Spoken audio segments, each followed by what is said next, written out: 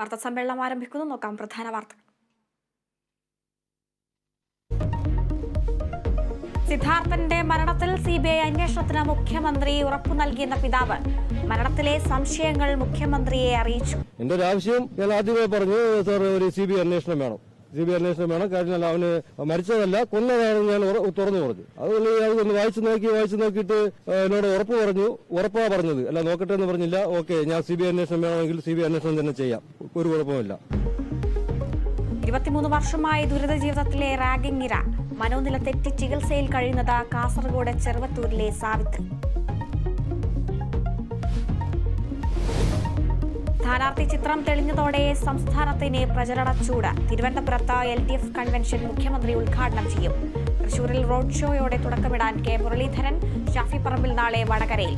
മത്സരരംഗത്ത് UDFന്റെ dream team എന്ന Hibi Eden. Kerala vision ന്യൂസിനോട്.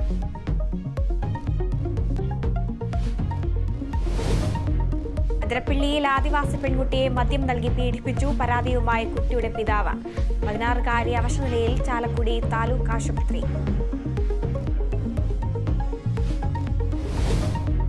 തൃശൂരിലെ ആദിവാസി കോളനിയിൽ നിന്ന് കാണാതായ കുട്ടികൾക്കായി തെരച്ചിൽ ശാസ്താംപൂവം കോളനിക്ക് സമീപം ഉൾവനത്തിൽ. പോലീസ് വനംവകുപ്പ് ഉദ്യോഗസ്ഥർ സംയുക്തമായി രംഗത്ത്. കട്ടപ്പനയിൽ ഇരട്ടക്കൊലപാതകം എന്ന സംശയത്തിൽ അന്വേഷണം ഊർജിതം. പ്രതികളെ കസ്റ്റഡിയിൽ വാങ്ങാൻ പോലീസ്.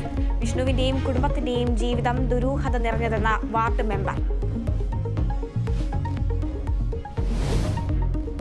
സ്വർണ്ണവില വീണ്ടും റെക്കോർഡിൽ. പവന് 400 രൂപ വർദ്ധിച്ച് 48,600 രൂപയായി. 1 ഗ്രാം സ്വർണത്തിന് 6,075 രൂപ.